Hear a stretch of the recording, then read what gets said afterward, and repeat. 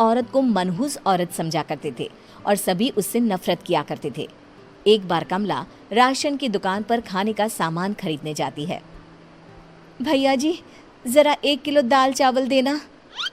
अरे हाय हाय हाय हाय हाय हाय, अरे मनहूस औरत, मेरी दुकान में अपशुगन करवाने आ गई क्या है? चल जा यहाँ से, मैं कुछ नहीं देने वाला हूँ तुझे। भाग भाग यहाँ से, चल जा, निकल। भैया जी, ऐसा मत कहिए, मैं गर्भवती हूँ, मुझे खाने की बहुत जरूरत है, मुझे खाना दे दीजिए। दुकानदार कमला को वहां से धक्के मारकर भगा देता है। तभी कमला रोते रोते उस गांव के किन्नरों के इलाके में आ जाती है। गांव वाले किन्नरों को उसी इलाके में रखा करते थे, क्योंकि वो लोग किन्नरों को पसंद नहीं करते थे और उनके इलाके में रहने से मना करते थे। तो किन्नरों ने उसी गांव में अपना एक इलाका बना लिया था। जब किन्नर लोग देखते हैं कि एक गर्भवती महिला रोते रोते उनके इलाके में आ गई है, तो सारे किन्नर कमला के पास जाकर उसका हाल पूछने लगते हैं। क्या हुआ बहन, तुम्हारी गर्भवती अवस्था में इतनी बुरी हालत कैसे? तुम रो क्यों रही हो? तुम डरो मत, हम तुम्हें कोई नुकसान नहीं पहुंचाएंगे। तुम शांत होकर सब बताओ कि हुआ क्या है। मैं कमला हूँ, मैं गांव के दूसरे इलाके से आई हूँ। 2 महीने पहले ही मेरे पति की मौत हुई है। मुझे गांव के लोग मनहूस मानते हैं, क्योंकि मैं विधवा हूँ और गर्भवती भी। वहाँ के लोग मुझे खाने के लिए कुछ बेचने के लिए भी तैयार नहीं, जिससे मेरा गुजारा नहीं हो रहा था। कोई बात नहीं कमला, हम तुम्हारा ख्याल रखेंगे। किन्नर लोग कमला को एक खाली घर में रहने के लिए जगह दे देते हैं और उसकी देखभाल भी करते हैं। कुछ ही महीने बाद कमला अपने बच्चे को जन्म देती है, पर अफसोस, कमला बच्चे को जन्म देते ही अपनी जान गंवा देती है। जब सब किन्नर बच्चे को देखते हैं तो बहुत खुश हो जाते हैं, क्योंकि वो बच्चा भी किन्नर ही था। कमला ने एक किन्नर बच्चे को जन्म दिया था। अब इस बच्चे की देखभाल कौन करेगा? हम तो इस बच्चे को गांव के दूसरे इलाके में भी नहीं भेज सकते। और तो क्या हुआ, इस बच्चे की माँ नहीं रही तो हम इसे पालेंगे। अब ये हमारे इलाके में रहेगा, हमारे साथ रहेगा। फिर वो किन्नर उस किन्नर बच्चे को गोद ले लेते हैं, उसका नामकरण कराते हैं। उस किन्नर बच्चे का नाम शक्ति रखा जाता है। देखते ही देखते शक्ति बड़ी होने लगती है। उसके रंग रूप बहुत सुंदर थे।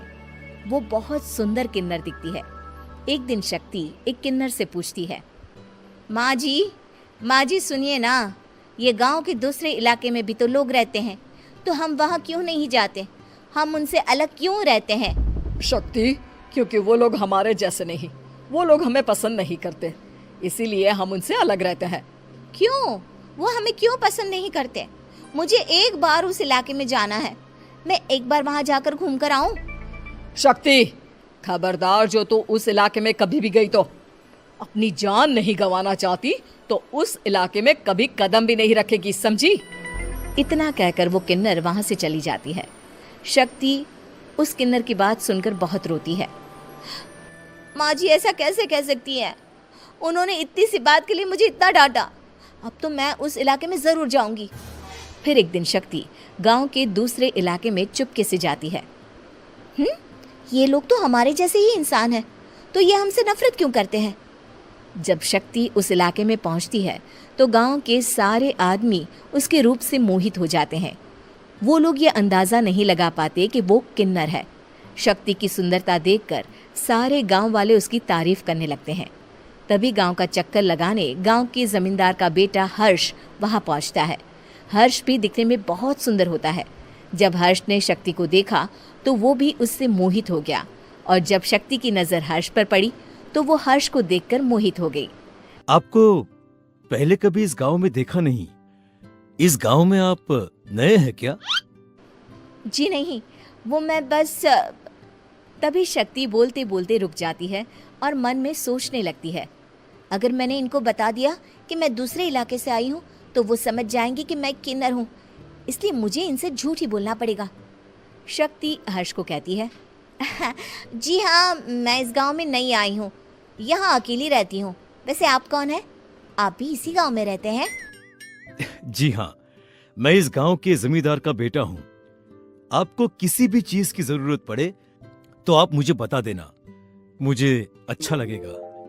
ऐसे ही शक्ति और हर्ष एक दूसरे से रोज मिलने लगते। वो दोनों अपने प्यार का इजहार करने एक दूसरे से मिलने जाते हैं।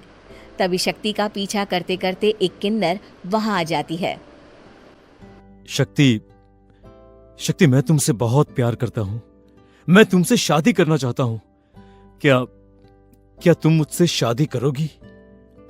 हाँ हर्ष, मैं तुमसे शादी करूंगी, पर मैं तुमको अपने बारे में एक सच्चाई बताना चाहती हूँ जो मैंने तुमसे छुपा कर रखी है। तभी उनके बीच में ही वो किन्नर आ जाती है। शक्ति, तेरी हिम्मत कैसे हुई ऐसा करने की? वो किन्नर शक्ति को खींचकर गांव के जमींदार के पास ले जाती है। हर्ष भी वहां शक्ति को बचाने के लिए पहुंच जाता है। जमींदार शक्ति और हर्ष के प्यार के बारे में सुनकर गुस्से में आ जाता है और शक्ति को गांव के बाहर निकालने की सजा देता है। शक्ति ये बात सहन नहीं कर पाती और कुएं में कूदकर अपनी जान दे देती है। जमींदार हर्ष की शादी गांव की एक लड़की से करवा देता है, पर हर्ष इस शादी से खुश नहीं होता। शक्ति अपना बदला लेने के लिए मरने के बाद किन्नर चुड़ैल बन जाती है। अब मैं इन गांव वालों को नहीं छोड़ूंगी। अब इनसे मैं अपने प्यार का बदला लूंगी।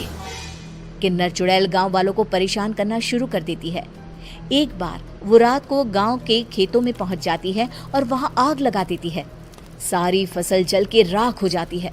जब एक आदमी रात को उठकर देखता है कि खेत में आग लग गई है तो वो वहां पहुंच जाता है। वो देखता है कि खेतों के बीचों बीच एक किन्नर चुड़ैल खड़ी है और वहां खड़े होकर ताली बजा रही है। गांव वाला किन्नर चुड़ैल को देख